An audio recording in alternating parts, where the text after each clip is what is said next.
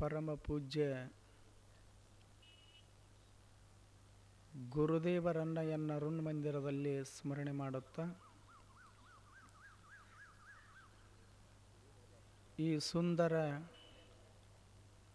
ಬೆಳಗಿನ ಜಾವದ ಆಧ್ಯಾತ್ಮಿಕ ಪ್ರವಚನ ಕಾರ್ಯಕ್ರಮದಲ್ಲಿ ಪಾಲ್ಗೊಂಡಿರುವ ಎಲ್ಲ ಪರಮ ಪೂಜ್ಯರಲ್ಲಿ ತಮ್ಮೆಲ್ಲರಲ್ಲಿ ಶರಣಾರ್ಥಿಗಳು.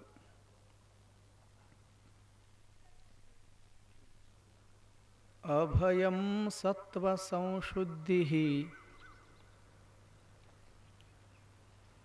ಜ್ಞಾನ ಯೋಗ ವ್ಯವಸ್ಥಿತಿ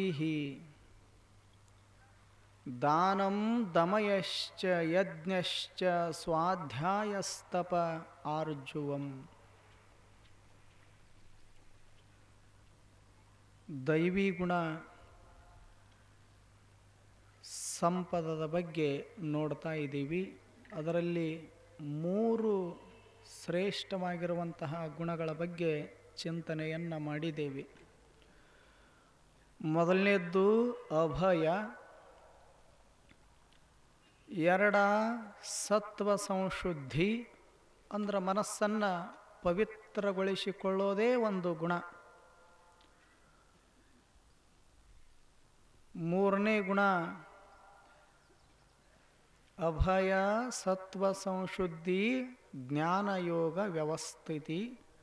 ಜ್ಞಾನ ಯೋಗದ ವ್ಯವಸ್ಥಿತಿ ಬಗ್ಗೆ ನೋಡಿದ್ದೇವೆ. ಇಂದು 4ನೆಯ ಗುಣ ದಾನಂ. ದಾನ ಅನ್ನುವಂಥದ್ದೇನೈತಲ್ಲ, ಇದು ಒಂದು ಅತ್ಯಂತ ಶ್ರೇಷ್ಠವಾಗಿರುವಂತಹ ಗುಣ.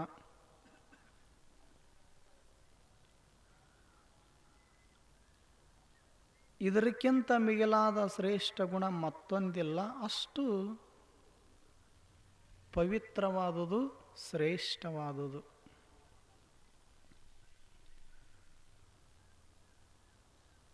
ದೇವರು ನಮಗಾಗಿ ಒಂದಿಷ್ಟು ಭೂಮಿ ಸೀಮೆಯನ್ನು ದಾನ ಮಾಡಿದಾನ.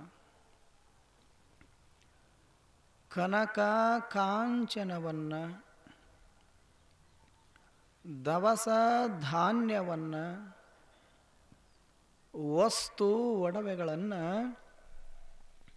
ದಾನದ ರೂಪದೊಳಗೆ ನೀಡ್ಯಾನ. ಅಷ್ಟೇ ಅಲ್ಲ,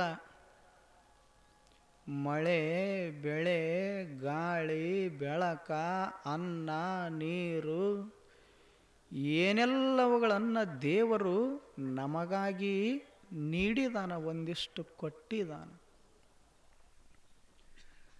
ಇಷ್ಟೆಲ್ಲ ಕೊಟ್ಟಾನಂದ ಬಳಿಕ ಒಂದಿಷ್ಟು ಏನು ಮಾಡೋದು, ಅದನ್ನು ಅನುಭವಿಸಿ ಸಂತೋಷ ಪಡೋದು. ಅಷ್ಟೇ ಅಲ್ಲ, ಸಾಧ್ಯ ಆದರೆ ನಮ್ಮ ಸುತ್ತಮುತ್ತ ಯಾರಾದರೂ ಒಂದಿಷ್ಟು ನಿರ್ಗತಿಕರು, ಬಡವರು, ಭಿಕ್ಷುಕರು ಯಾರಾದರೂ ಒಂದಿಷ್ಟು ಬೇಡಿದಾಗ, ಬೇಡಿದವ್ರಿಗೆ ಒಂದಿಷ್ಟು ನಮ್ಮ ಬಳಿ ಏನಿರ್ತದಲ್ಲ ಅದನ್ನು ನೀಡೋದು.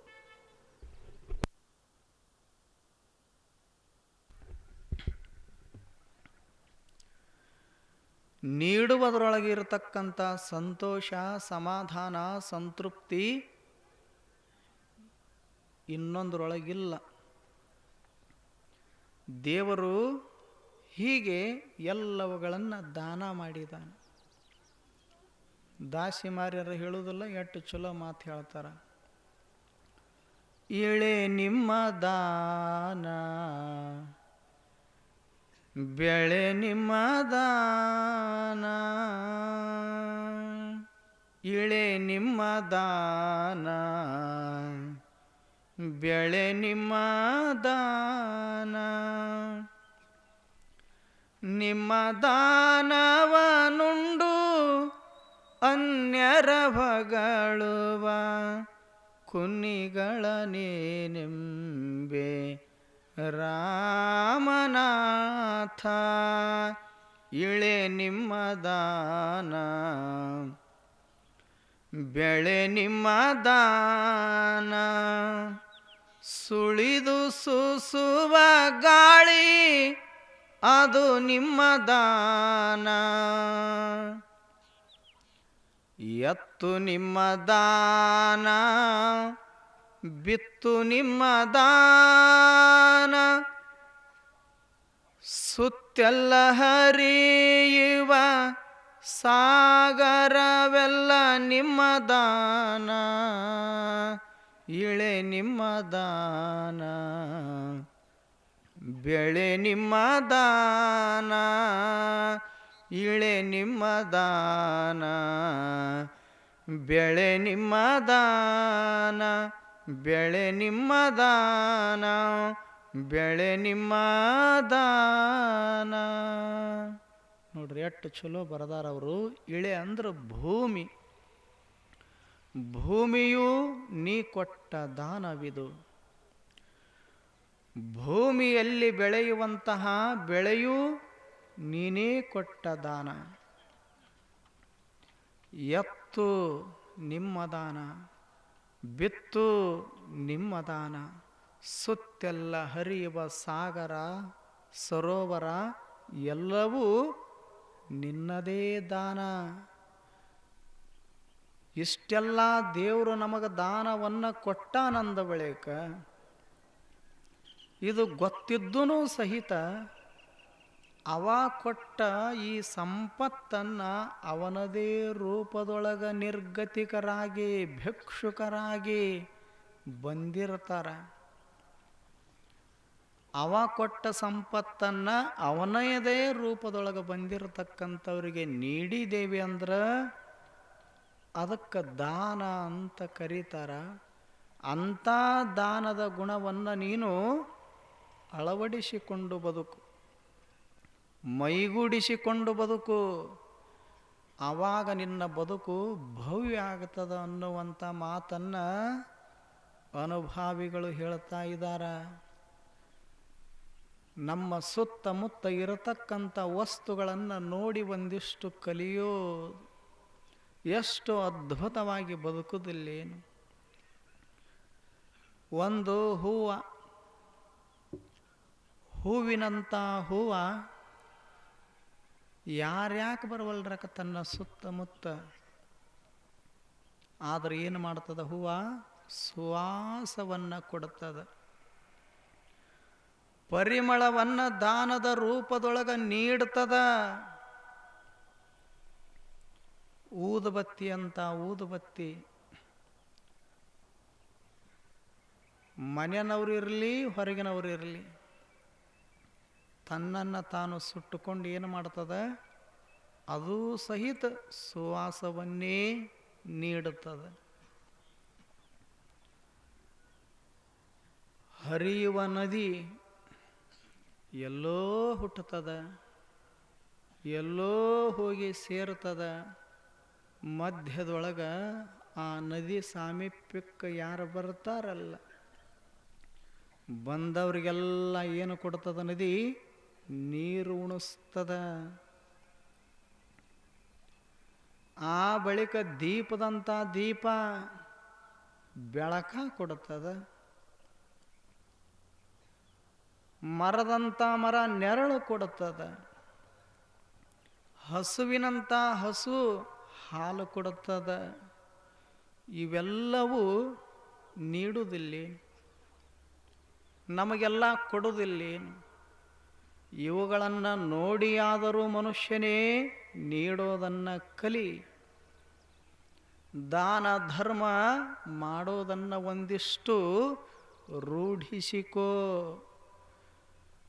ಅವುಗಳಿಗೆ ವಿಚಾರಿಸುವ ಶಕ್ತಿ ಸಾಮರ್ಥ್ಯ ಇಲ್ಲ.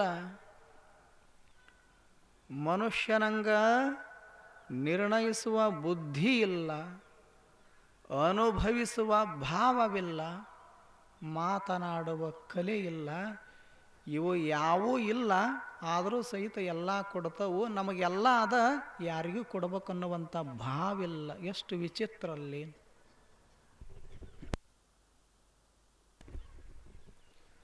ಅವುಗಳನ್ನು ನೋಡಿ ಆದರೂ ಒಂದಿಷ್ಟು ನೀ ಏನು ಮಾಡು, ನೀಡುವ ಭಾವವನ್ನು ಹೊಂದು. ಏನು ಕಡಿಮೆದ ಹೇಳಿ ನಮಗೆ? ದೇವರು ಎಲ್ಲ ಕೊಟ್ಟಿಲ್ಲೇನು? ಕೆಲವರಿಗೆ ಲಕ್ಷ ಕೊಟ್ಟಿರ್ತಾನ, ಇನ್ನು ಕೆಲವರಿಗೆ ಕೋಟಿ ಸಂಪತ್ತು ಕೊಟ್ಟಿರ್ತಾನ, ಕೆಲವರಿಗೆ 50 ಎಕರೆ ಕೊಟ್ಟಿರ್ತಾನ, ಇನ್ನು ಕೆಲವರಿಗೆ 100 ಎಕರೆ ಕೊಟ್ಟಿರ್ತಾನ ಜಮೀನು. ಯಾರಿಗೆ ನಮ್ಮ ಸುತ್ತಮುತ್ತ ಇರುವುದಿಲ್ಲಲ್ಲ ಅವ್ರಿಗೊಂದಿಷ್ಟು ಕೊಡು, ಕೊಟ್ಟು ಸಂತೋಷ ಪಡು, ತಗೊಂಡು ಅವರು ಸಂತೋಷವಾಗಿರಲಿ. ಆದರೆ ಗಳಿಸಿರುವ ಸಂಪತ್ತೆಲ್ಲ ನನಗಿರಲಿ, ಮಡದಿ ಮಕ್ಕಳಿಗಿರಲಿ, ನಮ್ಮ ಸಂಸಾರಕ್ಕಿರಲಿ, ಬಂಧು ಬಾಂಧವರಿಗಾಗಿರಲಿ ಅನ್ನುವಂಥ ಸಂಗ್ರಹ ಬುದ್ಧಿ ಬೇಡ, ಅತಿಯಾದ ದುರಾಸೆ ಬೇಡ. ಒಂದಿಷ್ಟು ಕೊಡೋದನ್ನು ಕಲಿ, ನೀಡೋದನ್ನು ಕಲಿ. ನಿಜವಾಗಿಯೂ ಒಂದಿಷ್ಟು ನಾವು ದಾನ ಧರ್ಮ ಮಾಡಿದ್ದೇವೆ ಅಂದ್ರೆ ದೇವನ ಒಲುಮೆ ಆಗ್ತದ, ದೇವನ ಕೃಪೆ ಆಗ್ತದ. ದೇವರು ಎದಕರ ಒಲಿತನಂತಿಲ್ಲ. ಒಬ್ಬ ಸಿರಿವಂತ, ಕತೆ ಕೇಳ್ರಿ ಎಷ್ಟು ಚಂದದ. ಒಬ್ಬ ಸಿರಿವಂತ ಒಂದು ಜಾಗೃತವಾಗಿರತಕ್ಕಂಥ ದೇವರಿಗೆ ನಡ್ಕೋತಿದ್ದ. ಪ್ರತಿನಿತ್ಯ ಚಿನ್ನದ ತಟ್ಟೆಯೊಳಗ ಮೃಷ್ಟಾನ್ನ ಪದಾರ್ಥವನ್ನು, ಹಣ್ಣು ಹಂಪಲನ್ನು ದೇವನಿಗೆ ಒಯ್ದು ನೈವೇದ್ಯ ರೂಪದೊಳಗೆ ಸಲ್ಲಿಸಿ ದೇವಸ್ಥಾನದ ಎದುರುಗಡೆಗೆ ಕೂತು ಒಂದಿಷ್ಟು ಪೂಜಾ ಪ್ರಾರ್ಥನೆ ಸಲ್ಲಿಸಿ ಬರುತ್ತಿದ್ದ. ಅವನ ತಲೆಗೇನಿತ್ತು? ನಾನು ಬಿಡಲಾರದಂಗ ಆಯುಷ್ಯದ ತುಂಬೆಲ್ಲ ಒಂದಿಷ್ಟು ಚಿನ್ನದ ತಟ್ಟೆಯೊಳಗೆ ಮೃಷ್ಟಾನ್ನ ಭೋಜನವನ್ನು, ಹಣ್ಣು ಹಂಪಲನ್ನು ಭಗವಂತನಿಗೆ ಒಯ್ದು ನೈವೇದ್ಯ ಮಾಡಿದೆ ಅಂದ್ರೆ ದೇವರು ಇಂದಿಲ್ಲ ನಾಳೆ ಒಲಿತಾನ, ದರ್ಶನ ಕೊಡ್ತಾನಂತ ತಿಳ್ಕೊಂಡು ಪ್ರತಿನಿತ್ಯ ಹೋಗಾವ, ದೇವರಿಗೆ ನೈವೇದ್ಯ ನೀಡಾವ. ಅನೇಕ ವರ್ಷಗಳ ಕಾಲ ಇದನ್ನ ಮಾಡಿದ. ಆದರೆ ದೇವರು ಒಂದು ದಿವಸ ದರ್ಶನ ಕೊಡಲಿಲ್ಲ, ಒಲಿಲಿಲ್ಲ. ಯಾಕೆ ಒಲಿಲಿಲ್ಲ, ಯಾಕೆ ದರ್ಶನ ಕೊಡಲಿಲ್ಲ ಅಂದ್ರೆ ಒಂದು ದಿವಸ ಹಾದಿ ಹಿಡಿದು ಹೋಗುವಾಗ ಒಬ್ಬ ಸಣ್ಣ ಬಾಲಕ, ಈ ಸಿರಿವಂತ ಕೈಯೊಳಗೆ ಚಿನ್ನದ ತಟ್ಟೆಯೊಳಗೆ ಏನು ಮೃಷ್ಟಾನ್ನ ಭೋಜನ ತಗೊಂಡು ಹೊರಟಿದ್ದಲ್ಲ, ಹೋಗುವಾಗ ಹಾದಿಯೊಳಗೆ ಒಬ್ಬ ಬಾಲಕ, ಸಿರಿವಂತ ಬಾಲಕ ಅಲ್ಲ, ಭಿಕ್ಷುಕರ ಮಗ ಬಾಲಕ, ಹಸಿವಾಗಿತ್ತು. ದಿನಂಪ್ರತಿ ಹೋಗೋದನ್ನು ನೋಡ್ತಿದ್ದ, ಕೈ ಚಾಚಿ ಬೇಡ್ತಿದ್ದ, ನನಗೆ ಹಸಿವಾಗ್ಯದ, ನಿಮ್ಮ ತಟ್ಟಿಯೊಳಗೆ ಏನಾದರೂ ಇದ್ರೆ ಕೊಡಿ ಅಂತ ಅಂಗಲಾಚಿ ಬೇಡ್ತಿದ್ದ. ಇವ ಒಂದು ದಿವಸನೂ ಕೊಡಲಿಲ್ಲ. ಇವ ಏನು ಮಾಡಿದ? ಒಂದು ದಿವಸನೂ ಕೊಡಲಿಲ್ಲ. ದಿನಂಪ್ರತಿ ಅದ ಹಾದಿಯೊಳಗೆ ಹೋಗುತ್ತಿದ್ದ, ಅದ ಹಾದಿಯೊಳಗನ ಹುಡುಗ ನಿಂತು ಬೇಡುತ್ತಿದ್ದ. ಒಂದು ದಿವಸನೂ ಕೊಡಬೇಕನ್ನುವಂಥ ಸದ್ಭಾವ ಬರಲಿಲ್ಲ. ಇದನ್ನು ನಿನಗೆ ಕೊಡಾಕ ತಂದಿಲ್ಲ, ನಾನು ದೇವನಿಗೆ ಕೊಡಬೇಕಂತ ಹೊರಟೀನಿ. ಇದು ದೇವನಿಗೆ ಸಲ್ಲಬೇಕು ಹೊರತು ನಿನಗೆ ಸಲ್ಲುವಂಥದ್ದಲ್ಲಿದು ಪದಾರ್ಥ. ಅಷ್ಟು ಪವಿತ್ರ, ಅಷ್ಟು ಸ್ವಚ್ಛ ಅಂತ ತಿಳ್ಕೊಂಡು ಏನು ಮಾಡ್ತಿದ್ದ? ಮರಳಿ ಕಳಿಸ್ತಿದ್ದ. ಜೀವನದ ತುಂಬೆಲ್ಲ ಹೀಗ ನಡೀತು. ಬಾಲಕ ಭಿಕ್ಷುಕಿದ್ನಲ್ಲ, ಒಂದು ದಿವಸ ಬೆಳ್ಕೋತ ಬೆಳ್ಕೋತ ದೊಡ್ಡವಾದ. ಇವ ಮಹಾರಾಜ ಯೌವನದೊಳಗಿದ್ನಲ್ಲ, ಇವ ಮುಪ್ಪಿನ ಮನುಷ್ಯ ಆದ. ಎಷ್ಟು ವರ್ಷ ನಡೀತಿದ್ದು. ಕೊನೆಗೆ ಒಂದು ದಿವಸ ಹೀಗೆ ಹೊರಟಿದ್ದ. ಅದ ತರುಣ ಭಿಕ್ಷುಕ ತರುಣ ಆಗಿದ್ನಲ್ಲ, ಕೈ ಚಾಚಿ ಬೇಡಿದ, ನೀಡಲಿಲ್ಲ. ಕೊನೆಗೆ ದೇವ್ರ ಮುಂದೆ ಹೋಗಿ ನೈವೇದ್ಯ ಸಮರ್ಪಣೆ ಮಾಡಿ ಕಣ್ಣು ಮುಚ್ಚಿ ಪ್ರಾರ್ಥನೆ ಮಾಡಿ ಆ ಬಳಿಕ ದೇವನಿಗೆ ಹೇಳಿದ, ನೋಡು, ಸಣ್ಣವಿದ್ದಾಗ ಹಿಡ್ಕೊಂಡು ಈಗೇನು ಮುಪ್ಪಾವಸ್ಥೆಗೆ ಬಂದಿನಿಲ್ಲ, ಇಲ್ಲಿ ತನಕನೂ ಸಹಿತ ಭಕ್ತಿ ಶ್ರದ್ಧೆಯಿಂದ ನಿನಗಾಗಿ ಅಮೃತಾನ್ನವನ್ನು ನೈವೇದ್ಯ ಮಾಡೀನಿ, ಸಲ್ಲಿಸೀನಿ. ಎಂದೆಲ್ಲ ನಾಳೆ ನನಗೆ ದರ್ಶನ ಕೊಡ್ತಾನ ಒಲಿತನನ್ನುವಂಥ ಭಾವವನ್ನು ಇಟ್ಟುಕೊಂಡು ಇಷ್ಟೆಲ್ಲ ಭಕ್ತಿ ಮಾಡೀನಿ. ಎಂದರ ಒಂದು ದಿವಸ ಬಂದು ನನಗೆ ದರ್ಶನ ಕೊಡು, ನನಗೆ ನಿನ್ನ ಮುಖ ತೋರಿಸು ಅಂತ ಅಂಗಲಾಚಿ ಬೇಡಿಕೊಂಡ. ಯಾರು? ಮಹಾರಾಜ. ಆವಾಗ ದೇವರು ಪ್ರತ್ಯಕ್ಷ ಆದ. ಇವನಿಗೆ ಸಂತೋಷ ಆಯಿತು, ಆನಂದ ಆಯಿತು. ಅವಾಗಿವ ಬೇಡಿಕೊಂಡ, ಇಷ್ಟು ದಿವಸ ನಾನು ನಿನಗೆ ಭಕ್ತಿ ಮಾಡೀನಿ, ನೈವೇದ್ಯ ಸಮರ್ಪಣೆ ಮಾಡೀನಿ, ನನಗೊಂದಿಷ್ಟು ಸಿರಿ ಸಂಪತ್ತು ಹೆಚ್ಚಾಗುವಂಗೆ ಆಶೀರ್ವಾದ ಮಾಡಂತ ಬೇಡಿಕೊಂಡ. ನಾನು ಆಶೀರ್ವಾದ ಮಾಡಕ್ಕೆ ಬಂದಿಲ್ಲ, ನಿನಗೆ ಒಂದು ಚಲೋ ಮಾತು ಹೇಳಿ ಹೋಗಕ್ಕೆ ಬಂದೀನಿ ಅಂದ ದೇವರು. ಇವನಿಗೆ ಆಶ್ಚರ್ಯ ಆಯಿತು. ಮತ್ತು ನಾನು ಭಕ್ತಿ ಮಾಡಿನಲ್ಲ, ಭಕ್ತಿಯೊಳಗೆ ಹೆಚ್ಚ ಕಡಿಮೆ ಏರು ಪೇರು ಏನಾದರೂ ಆಗೈತೇನಂತ ಕೇಳಿದ. ಆಗಿದ್ದಕ್ಕನ ನೀ ತಿದ್ದುಕೊಂಡು ನಡೀಲಿ ಅಂತ ಹೇಳಕ್ಕೆ ಬಂದೀನಿ ಹೊರತು ನಿನಗೆ ದರ್ಶನ ಕೊಡಕ್ಕೆ ಬಂದಿಲ್ಲ ಅಂದ ದೇವರು. ಏನು ತಪ್ಪಾಗ್ಯದ ಅಂತ ಮಹಾರಾಜ ಕೇಳಿದ. ಆವಾಗ ದೇವರೊಂದು ಚಲೋ ಮಾತು ಹೇಳ್ತಾನ, ನೋಡು, 4 ಗೋಡೆಯ ಮಧ್ಯದೊಳಗೆ ಏನು ಕುಡಿಸಿರ್ತಾರಲ್ಲ ಮೂರ್ತಿಯನ್ನು, ಇದ ದೇವ್ರಂತ ತಿಳ್ಕೋಬೇಡ. ಬರೀ ಗುಡಿಯೊಳಗೆ ಅಟ್ಟ ಇರೋದಿಲ್ಲ. ನಾನು ದೇವ್ರ ಹೇಳಕತ್ತೇನೆ, ಇದನ್ನು ಯಾರು ಹೇಳಕತ್ತಿಲ್ಲ ಕತಿ. ಬರೀ 4 ಗೋಡೆಯ ಮಧ್ಯದೊಳಗೆ ಅಟ್ಟ ದೇವ್ರು ಇರ್ತಾನಂತ ಭಾವಿಸಿಕೊಳ್ಳಬೇಡ. ಆದ್ರೆ ನಿನ್ನ ತಲೆಯಾಗ ಅದ ತುಂಬೈತಿ, ದೇವ್ರು ಇಲ್ಲೇ ಅದಾನ, ಇಲ್ಲೇ ಮುಟ್ಟುತ್ತದ ನಂದು ನೈವೇದ್ಯ ಅಂತ ನೀ ತಿಳ್ಕೊಂಡಿದ್ದಿ. ನಾ ಹಂಗಿಲ್ಲ, ನಂದು ವಿರಾಟ ಸ್ವರೂಪ. ನನ್ನ ಸ್ವರೂಪ ಇನ್ನೂ ಜಗತ್ತಿನ ಜನಗಳಿಗೆ ತಿಳಿದಿಲ್ಲ. ನನ್ನ ಸ್ವರೂಪ ಹೇಗದ? ಬಸವಣ್ಣವ್ರಂತಾರ, ಜಗದಗಲ, ಮುಗಿಲಗಲ, ಮಿಗೆಯಗಲ ನಿಮ್ಮಗಲ, ಪಾತಾಳದಿಂದ ತತ್ತ ನಿಮ್ಮ ಶ್ರೀ ಚರಣ, ಬ್ರಹ್ಮಾಂಡದಿಂದ ತತ್ತ ನಿಮ್ಮ ಶ್ರೀ ಮುಕುಟ, ಅಗಮ್ಯ ಅಗೋಚರ ಅಪ್ರತಿಮ ಲಿಂಗವೇ ನೀವೆನ್ನ ಕರಸ್ಥಲಕ್ಕೆ ಬಂದು ಚುಳುಕಾದಿರಯ್ಯ. ಇದು ದೇವನ ಸ್ವರೂಪ, ದೇವನ ನಿಲುವ. ಇದು ದೇವ್ರು ಹೇಗದನ? ಜಗದ ಅಗಲ. ಜಗತ್ತು ಎಷ್ಟು ವಿಸ್ತಾರವೋ ಅಷ್ಟು ದೇವ ತುಂಬ್ಯಾನ. ನಾವೇನು ಮಾಡೀವಿ? ಗುಡಿ ಕಟ್ಟಿ ಕೂಡಿಸೇವಿ. ಮುಗಿಲಗಲ, ಮಿಗೆಯಗಲ, ಮುಗಿಲೇನು ಕಾಣಿಸ್ತದಲ್ಲ ಅದರ ಆ ಕಡೆಗೆ ಅದನಂತ ದೇವ್ರ. ಬ್ರಹ್ಮಾಂಡದಿಂದ ಅತ್ತತ್ತ ನಿಮ್ಮ ಶ್ರೀ ಚರಣ, ನಿಮ್ಮ ಶ್ರೀ ಮುಕುಟ, ಅಗಮ್ಯ ಅಗೋಚರ.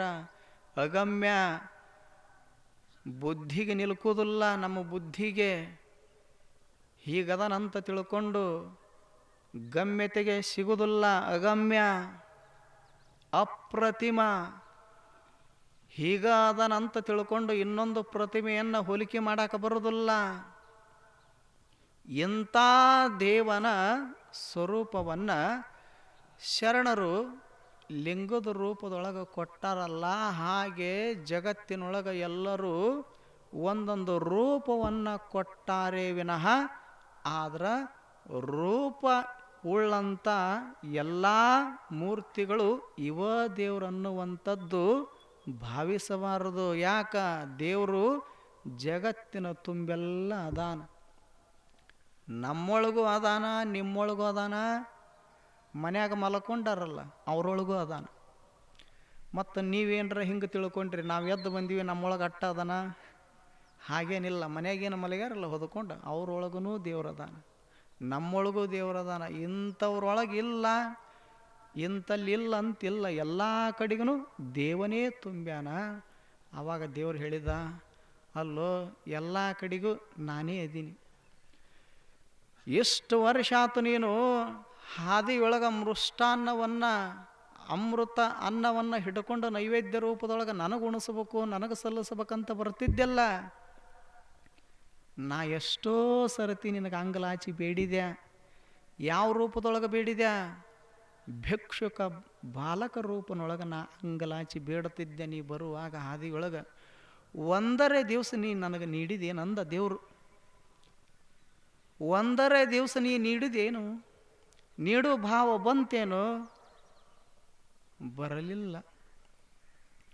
ನೀಡಬೇಕನ್ನುವಂಥ ಗುಣನ ನಿನ್ನೊಳಗೆ ಇರಲಿಲ್ಲ. ಯಾಕ? ಭಿನ್ನ ದೃಷ್ಟಿಕೋನದಿಂದ ನೋಡಿದಿ. ಗುಡಿಯೊಳಗಿರೋ ಅಟ್ಟ ದೇವರು, ಗುಡಿ ಹೊರಗೆ ದೇವ್ರು ಇಲ್ಲ ಅನ್ನುವಂಥ ಭಾವ ನಿನ್ನೊಳಗೆ ತುಂಬ್ಯದ, ಅಜ್ಞಾನ ತುಂಬ್ಯದ. ಅದಕ್ಕೆ ಒಂದು ತಿಳ್ಕೋ, ನಾನು ಇಲ್ಲಿ ಅಟ್ಟ ಇರ್ತೀನಿ ಅಂತ ತಿಳ್ಕೋಬೇಡ. ಎಲ್ಲ ಕಡೆಗೆ ಇರುವಂಥವ ನಾನೇ. ಅದಕ್ಕೆ ಭಿಕ್ಷುಕನ ರೂಪದೊಳಗೆ ಎಷ್ಟೋ ವರ್ಷಗಳ ಕಾಲ ಅಂಗಲಾಚಿ ಬೇಡಿದ್ಯಾ, ನೀ ನೀಡಲಿಲ್ಲ. ನಾನೇ ಭಿಕ್ಷುಕನ ರೂಪದೊಳಗೆ ಬಂದಿದ್ದೆ.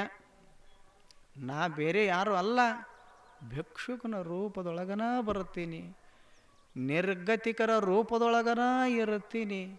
ಆದ್ರೆ ಜ್ಞಾನ ದೃಷ್ಟಿಯಿಂದ ನೋಡು. ನೋಡಿ ಯಾರು ಯಾಕಾಗವಲ್ರ್ಯಾಕ? ಭಿಕ್ಷುಕರಾಗವಲ್ರ್ಯಾಕ, ನಿರ್ಗತಿಕರಾಗವಲ್ರ್ಯಾಕ? ಹೆಂಗೆ ಕೈ ಚಾಚಿ ಬೇಡಿದ್ರು ಅಂದ್ರೆ ಆ ಕ್ಷಣದೊಳಗೆ ನೀ ನೀಡಿದಿ ಅಂದ್ರೆ ತತ್ತ ಕ್ಷಣದೊಳಗೆ ನಾ ದರ್ಶನ ಕೊಡ್ತೀನಿ. ಆದ್ರೆ ಭಿಕ್ಷುಕರು ದೇವನ ಸ್ವರೂಪ ಅಲ್ಲ, ನಿರ್ಗತಿಕರು ಅಲ್ಲಂತ ಅಜ್ಞಾನದಿಂದ ಬದುಕಾಕ ಹೋಗಬೇಡ ಅಂತ ದೇವರು ಹೇಳಿದ ಕಥೆದು ಸ್ವತಃ. ಹಾಗೆ ನಾವು ಒಂದಿಷ್ಟು ಏನು ಮಾಡೋದು, ಭಿಕ್ಷುಕರಿಗೆ ನಿರ್ಗತಿಕರಿಗೆ ನೀಡೋದು. ಯಾರು ಯಾಕಾಗವಲ್ರಿ ಅಕ್ಕಾರ? ಈ ಊರವ್ರ ಆಗಲಿ, ಮತ್ತೊಂದು ಊರವ್ರಾಗಲಿ, ಯಾರಾದರೂ ನಮ್ಮ ಮನೆ ಬಾಗಿಲಿಗೆ ಬಂದಾರಂದ್ರೆ ಏನು ಮಾಡೋದು? ನೀಡೋದಷ್ಟೇ ನಮ್ಮ ಕರ್ತವ್ಯ. ಅದನ್ನು ಬಿಟ್ಟು ನೀನು ಕಣ್ಣು ಚಲೋ ಅದಾವು, ಕಾಲು ಚಲೋ ಅದಾವು, ದುಡ್ದು ತಿನ್ನಕ್ಕೆ ಏನಾಗೈತಿ, ಇವು ಎಲ್ಲ ಅನ್ನಬಾರ್ದು. ನೀಡೋದಿತ್ತಂದ್ರೆ ನೀಡಬೇಕು, ಇರಲಿಲ್ಲ ಅಂದ್ರೆ ಹಲ್ಲಾಗ ನಾಲಿಗೆ ಇಟ್ಕೊಂಡು ತಣ್ಣಗಿರೋದು ಕಲಿಬೇಕು. ಅಥವಾ ನೀಡೋಕ್ಕಾಗದಿದ್ರೆ ಮುಂದಿನ ಮನೆಗೆ ಹೋಗರ ಅಂತ ದಾರಿ ತೋರಿಸಿಕೊಡ್ಬೇಕು ಹೊರತು ಹಂಗಾಗ್ಯದ ಹಿಂಗಾಗ್ಯದ ಏನೂ ಅನ್ನಕ್ಕೆ ಹೋಗಬಾರದು.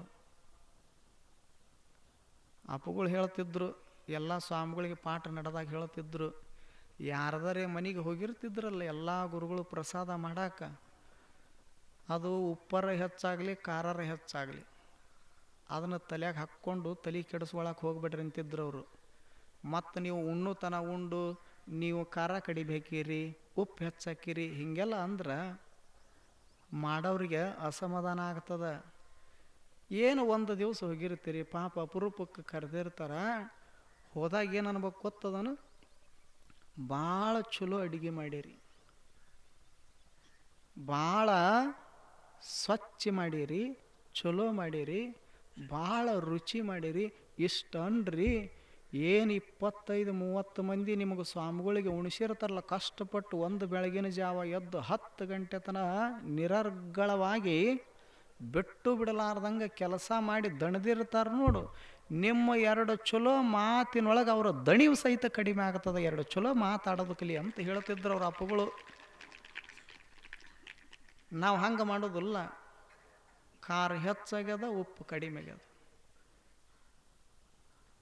ಕಡಿಮೆ ಆಗ್ಯದ ಹೆಚ್ಚಾಗ್ಯದ ಅನ್ಕೊಡ್ದು ಅವ್ರಿಗೆ ಹೊಚ್ಚ ಹಿಡ್ದಿರ್ತದೆ ಮಾಡೋರಿಗೆ. ಇನ್ನೊಮ್ಮೆ ಇವ್ರನ್ನ ಸ್ವಾಮಿಗಳನ್ನ ಕರಿಬಾರ್ದಂತಾರೆ ಅವರು. ಹಿಂಗಾಗತ್ತವು. ಅದಕ್ಕೆ ಒಂದಿಷ್ಟು ಕಣ್ಣದವ, ಕಾಲದವ, ಕೈ ಅದಾವ ಅನ್ನಬಾರ್ದು. ನೀಡೋದಿತ್ತಂದ್ರೆ ನೀಡೋದು, ಇರದಿದ್ರೆ ಮುಂದಿನ ಮನೆಗೆ ಹೋಗಂತ ಕಳಿಸ್ಬೇಕು ಹೊರತು ಏನೂ ಅನ್ನಕ್ಕೆ ಹೋಗಬಾರದು. ಮತ್ತು ನೀಡುವಾಗನೂ ಹಿಂಗೆ ನೀಡಬೇಕಲ್ಲ, ನಮಗೆ ಯಾವುದು ಹಿಡಿಸ್ತದ ಅವರಿಗೂ ಅದನ್ನು ನೀಡಬೇಕು. ನಮಗೀಗ ಹಳಸಿದ್ದು ಹಿಡಿಸ್ತದ, ಏನು ಹಳಸಿದ್ದು ಒಬ್ಬರ ತಿಂತೀವಿ? ತಿನ್ನೋದಿಲ್ಲ. ಆದ್ರೆ ಎಷ್ಟು ಮನುಷ್ಯನ ಮನಸ್ಸು ವಿಚಿತ್ರದ ಅಂದ್ರೆ ತಾಜಾ ಇದ್ದದ್ದು ಬಿಸಿ ಬಿಸಿದು ತಾವು ಉಂತಾನ. ಅದ ಸಮಯಕ್ಕೆ ಒಬ್ಬ ಭಿಕ್ಷುಕ ಮನೆ ಮುಂದೆ ಬಂದಂದ್ರೆ ನಿನ್ನಿದು ಮನ್ನಿದು ನೀಡೋದಿಲ್ಲ. ಎಷ್ಟು ಜನ ನೀಡೋದಿಲ್ಲ. ಚಲೋದು ನಮಗಾಗಿ ಬಳಸೋದು, ಕೆಟ್ಟದ್ದನ್ನು ಅವರಿಗೆ ನೀಡೋದು.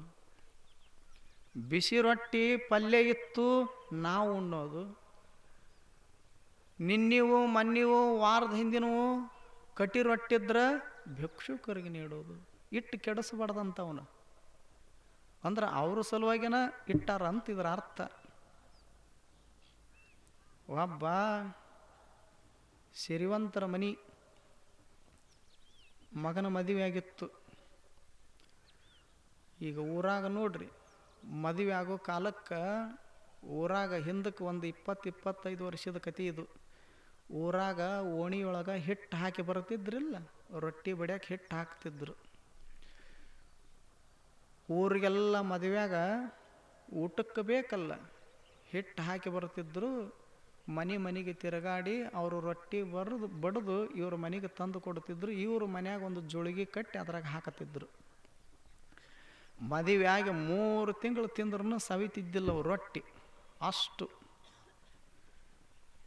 ಹೀಗೆ ಸಿರಿವಂತರ ಮನೆಯೊಳಗೆ ಮಗನ ಮದುವೆ ಆಗಿತ್ತಲ್ಲ, ಮದುವೆ ಆಗಿ 3 ತಿಂಗಳಾಗ್ಯದ. ಮೊದಲ ಶ್ರೀಮಂತರು ಯಾರೂ ಒಲ್ಲೆ ಅಂದಿದ್ದಿಲ್ಲ ರೊಟ್ಟಿ ಬಡ್ದು ಕೊಡಾಕ. ಊರಾಗ ಎಲ್ಲರೂ ಮಾಡಿ ಕೊಟ್ಟಿದ್ರು.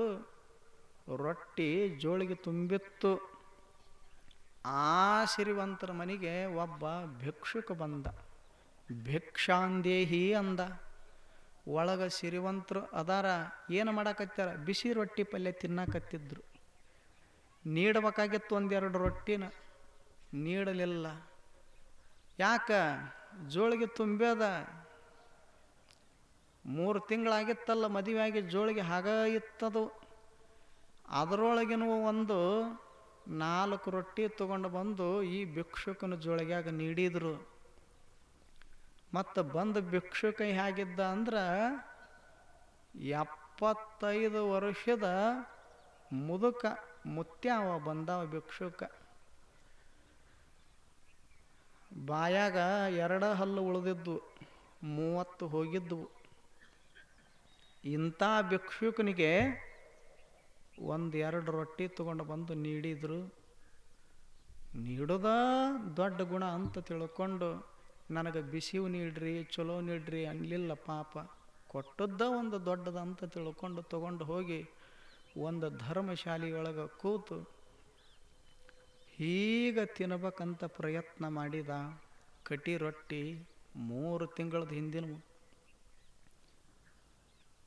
ತಿನ್ನಾಕತ್ತಿದ್ದ. ಇರುವ 2 ಹಲ್ಲಿದ್ವಲ್ಲ ಅವು ಹೋದವು, ಅವನು ಕಳ್ಕೊಂಡ. ಮತ್ತು ಮಾರನೇ ದಿವಸ ಅವ್ರ ಮನೆಗೇನ ಭಿಕ್ಷಾಂದೇಹಿ ಅಂತ ಬಂದ. ಜೋಳಿಗಿನ ತುಂಬಿತ್ತಲ್ಲ, ಮತ್ತೊಂದು 4 ತಗೊಂಡು ಬಂದರು. ಭಿಕ್ಷುಕ ಇಷ್ಟು ಜಾಣಿದ್ನಲ್ಲ ಮುದುಕ ಅಂದ, ನಿಮ್ಮ ರೊಟ್ಟಿ ನಿಮಗೆ ಇರಲಿ ಅಂದವ. ಅಲ್ಲೋ ನೀಡಾಕ ಬಂದವ್ರಿಗೆ ಹೊಳ್ಳಿ ಕಳಿಸ್ತಿದ್ದಲ್ಲ ಅಂತ ಇವರು ಮನೆ ಮಾಲೀಕರು ಸಿರಿವಂತರು ಭಿಕ್ಷುಕಂದ, ನಾ ಏನು ಹೊಳ್ಳಿ ಕಳ್ಸಾಕತ್ತಿಲ್ಲ, ನಿನ್ನೆ ರೊಟ್ಟಿ ನೀಡಿರಿ, ಇಂದು ನಾನು ರೊಟ್ಟಿ ಅವಶ್ಯಕತೆ ನನಗಿಲ್ಲ. ನೀಡೋದಿತ್ತಂದ್ರೆ ಒಂದು 10,000 ರೂಪಾಯಿ ತೊಗೊಂಡು ಬಂದು ನನ್ನ ಜೋಳಿಗಾಗ ನೀಡ್ರಿ ಅಂದ. ಹೆಂಗಾಗಿರ್ಬೇಡ ಅವ್ರಿಗೆ. ಯಾಕಂದ್ರು ಅವಾಗ ಹೇಳಿದ ಭಿಕ್ಷುಕ, ನಿನ್ನೇನು 2 ರೊಟ್ಟಿ ನೀಡಿದ್ರಲ್ಲ, ಇರುವ 2 ಹಲ್ಲಿದ್ದು ನನ್ನ ಬಾಯಾಗ, ನಿಮ್ಮ 2 ರೊಟ್ಟಿ ತಿಂದು ಇರುವ 2 ಹಲ್ಲನ್ನು ಕಳ್ಕೊಂಡಿನಿ. ಈಗ ರೊಟ್ಟಿ ಯಾಕೆ ಬ್ಯಾಡಂದ್ರೆ, ರೊಟ್ಟಿ ತಿನ್ನಕ್ಕೆ ಹಲ್ಲು ಇದ್ರಲ್ಲ ತಿನ್ನೋದು, 1 ಹಲ್ಲಿಲ್ಲ, ಇರುವ 2 ಹಲ್ಲು ಕಳ್ಕೊಂಡಿನಿ. ನಿಮ್ಮ ರೊಟ್ಟಿ ತಿನ್ನಕ್ಕೆ ಹೋಗಿ ಈಗ 10,000 ರೂಪಾಯಿ ನೀಡಿದ್ರಿ ಅಂದ್ರೆ ಹೋಗಿ ಹಲ್ಲಿನ ಸಟ್ಟು ಹಾಕಿಸ್ಕೊಂಬರ್ತೀನಿ ಅಂದ. ಹೇಳೋ ಉದ್ದೇಶ, ಯಾವುದರೇ ನೀಡಬೇಕಂತ ನೀಡಬಾರದು. ನಮಗೆ ಯಾವ್ದು ಹಿಡಿಸ್ತದ, ನಮಗೆ ಯಾವುದು ಚಲೋ ಇರ್ತದ ಅದನ್ನೇ ನೀಡೋದು. ಅಂದ್ರನ ದೇವನ ಅನುಗ್ರಹ, ದೇವನ ಕೃಪೆ ಆಗ್ತದ ಹೊರತು ನಮಗೆ ಒಳ್ಳೇದು ಇಟ್ಕೊಳ್ಳೋದು, ಕೆಟ್ಟದ್ದನ್ನು ದಾನ ಧರ್ಮ ಮಾಡೋದಂದ್ರೆ ದೇವರು ಮೆಚ್ಚುವುದಿಲ್ಲ. ಅದಕ್ಕೆ ನೀ ಏನು ಮಾಡು, ಮೊದಲು ನೀಡೋದನ್ನು ಕಲಿ, ಮೊದಲು ಒಂದಿಷ್ಟು ಕೊಡೋದನ್ನು ಕಲಿ.